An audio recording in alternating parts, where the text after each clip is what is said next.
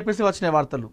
లేదు Lawrence clarity ఇచ్చేసిండు రావణని చెప్పగానే మళ్ళీ లారెన్స్ ప్లేస్లో త్రిషనే వస్తుందని చెప్పేసి మళ్ళీ అట్లన్నారు.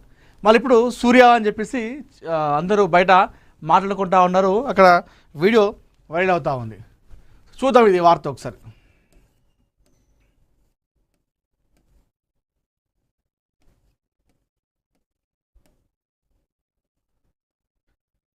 స్టార్ హీరో సూర్య త్వరలోనే రాజకీయాల్లోకి అడుగుపెట్టబోతున్నారంటూ వచ్చిన వార్తలు కోలీవుడ్ వర్గాల్లో కలకలం రేపాయి.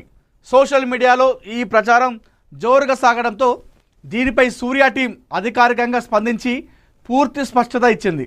సూర్య ఎన్నో ఏళ్లుగా ఆగరం ఫౌండేషన్ ద్వారా విద్యార్థులకు పేదలకు అండగా నిలుస్తూ అనేక సేవా కార్యక్రమాలు నిర్వహిస్తున్నారు.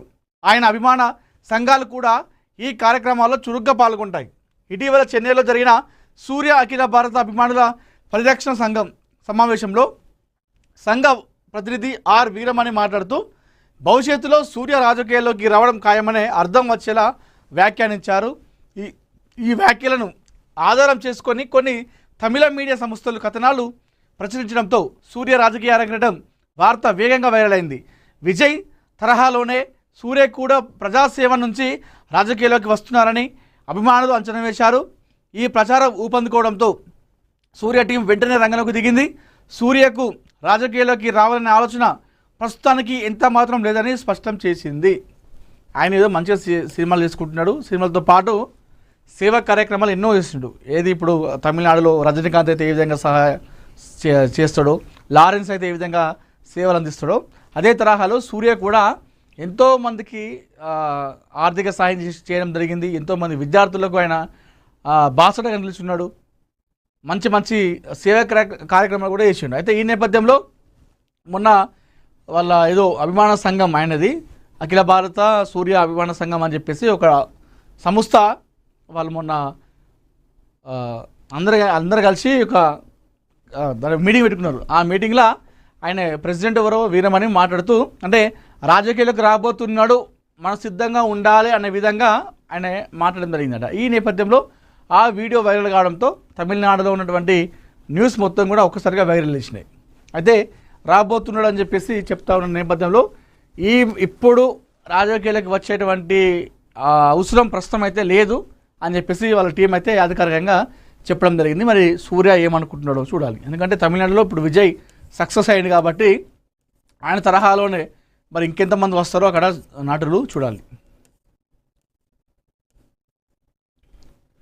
పేదల ఇళ్లపైనే హైడ్రా చర్యల తెలంగాణ హైకోర్టు తీవ్ర ఆగ్రహం.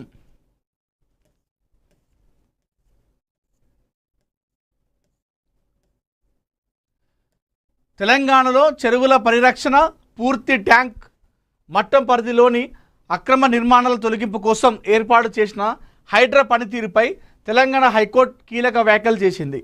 చెరువుల ఆక్రమణలను అరికట్టడంలో సమాన న్యాయం పాటించాల్సిన అధికారులు కేవలం పేదల ఇళ్లను లక్ష్యంగా చేసుకుంటున్నారనే అభిప్రాయాన్ని ధర్మాసనం వ్యక్తం చేసింది. తార్నకలోని ఎర్రకుంట చెరువు ఆక్రమణలకు సంబంధించిన రిట్ పిటిషన్ విచారణ సందర్భంగా న్యాయస్థానం చేసిన వ్యాఖ్యలు అధికార యంత్రాంగంపై తీవ్ర ప్రశ్నలు లేవనెత్తాయి.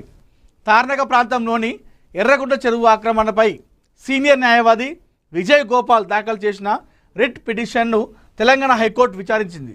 దాదాపు 8 ఎకరాల విస్తీర్ణంలో ఉన్న ఈ చెరువు క్రమంగా ఆక్రమణలకు గురవుతుందని, దీనివల్ల చెరువు స్వరూపం దెబ్బతింటుందని పిటిషన్ కోర్టు దృష్టికి తీసుకువచ్చారు.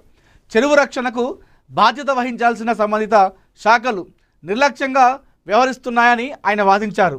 ఎర్రకుంట ఆక్రమణలపై జిహెచ్ఎంసీ ఉన్నతాధికారులు, హైడ్రా, లేక్ ప్రొటెక్షన్ కమిటీకి పలుమార్లు ఫిర్యాదులు చేసినప్పటికీ ఎలాంటి చర్యలు తీసుకోలేదని పిటిషనర్ కోర్టుకు వివరించారు.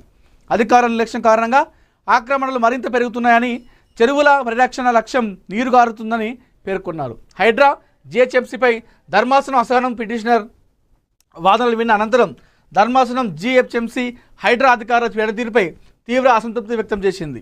కేవలం పేదల ఇళ్లు మాత్రం లక్ష్యంగా చేసుకొని కూల్చివేత చేపడుతున్నారని, కానీ ఇలాంటి అసలు ఆక్రమణలపై ఎందుకు చర్యలు తీసుకోవడం లేదని ప్రశ్నించింది.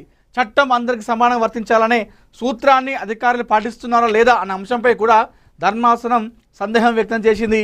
ఈ వ్యవహారంపై పూర్తి వివరణ ఇవ్వాలని ఆదేశిస్తూ జిహెచ్ఎంసీ, హైడ్రా నీటిపారుదల శాఖ అధికారులకు తెలంగాణ హైకోర్టు నోటీసులు కూడా జారీ చేసింది. హైడ్రాకు వార్నింగ్ కూడా ఇవ్వడం జరిగింది. ఏంది ఇది అంటే బలవంతులకు ఒక న్యాయం, బలహీనులకు ఒక న్యాయమా? చట్టం ఎవరి చుట్టం కాదు. చట్టం దృష్టిలో అందరూ సమానమే. అందరికీ ఒకేలాగా పనిచేయాలి చట్టం. బలవంతులకు ఒకలాగా, బలహీనులకు ఒకలాగా పనిచేస్తుందా? ఆ పిటిషనర్ చేసినటువంటి దానిపైన ధర్మాసనం స్పందించి హైడ్రా, అదేవిధంగా నీటిపారుదల శాఖ అధికారులకు కావచ్చు, అదేవిధంగా జిహెచ్ఎంసి అధికారులకి వాళ్ళు హైకోర్టు నోటీసులు జారీ చేసింది. దాంతోపాటుగా వార్నింగ్ కూడా ఇవ్వడం జరిగింది.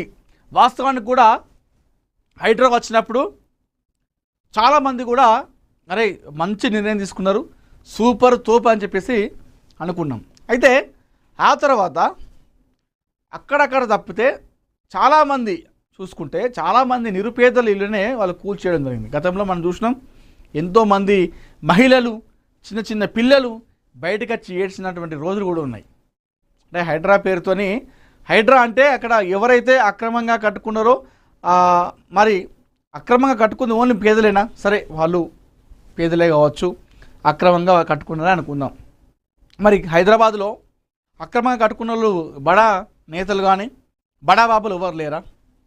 మరి వాళ్ళ బిల్డింగ్లు కూల్చినట్టు, వాళ్ళ అక్రమ కట్టడాలు కూర్చున్నట్టు అయితే నాకైతే ఎక్కడ కనిపించలేదు. ఎక్కువ శాతంగా చెప్తున్నా. అంటే ఓవరాల్గా ఏదైతే హైడ్రా ఏర్పడిన తర్వాత చూసుకుంటే చాలా అంటే చాలా తక్కువ అని చెప్పుకోవాలి. ఎక్కువ మనకు హైడ్రా ద్వారా రోడ్డును పడ్డది చాలామంది కూడా పేదవాళ్ళే. వాళ్ళు ఎంత ఆవేదన వ్యక్తం చేశారో చాలాసార్లు కూడా బయటకు వచ్చి హైడ్రాను కానీ అధికారులను, పోలీసు వాళ్ళని, ప్రభుత్వాలను కూడా వాళ్ళు తిట్టడం జరిగింది మహిళలు. ఇప్పుడు కూడా వీడియోలు ఉంటాయి. సో దీనిపైన హైకోర్టు కూడా సీరియస్ అయ్యింది. మీకు కేవలం పేదల ఇల్లు మాత్రమే కనిపిస్తున్నాయా? వేరే వేరే వాళ్ళ ఇల్లు కనిపిస్తలేదా? చట్టం మరి వాళ్ళకెందుకు అలా పనిచేస్తుంది, వీళ్ళకెందుకు ఇలా పనిచేస్తుంది? అందరూ ఒకలాగా పనిచేయాలిగా చట్టం అని చెప్పేసి నోటీసులు ఇచ్చింది అటు హైడ్రాకు, జిహెచ్ఎంసీకి, నీటిపారుదల శాఖకి. చూద్దాం మరి దీనికి హైడ్రా, అదేవిధంగా జిహెచ్ఎంసీ, నీటిపారుదల శాఖ అధికారులు ఎలాంటి సమాధానం ఇస్తారో, ఆ నోటీసులకి ఎలా స్పందిస్తారో మనం చూడాలి. అమరావతి కాదు, విజయవాడ రాజధాని. ఇది జగన్ గారు మరి మధ్య మొన్ననేమో మావిగాని అన్నారు.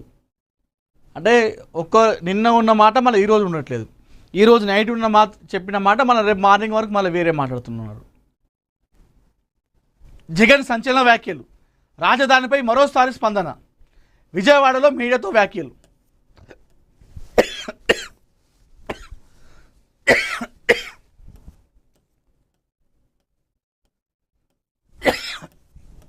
సో చూద్దాం.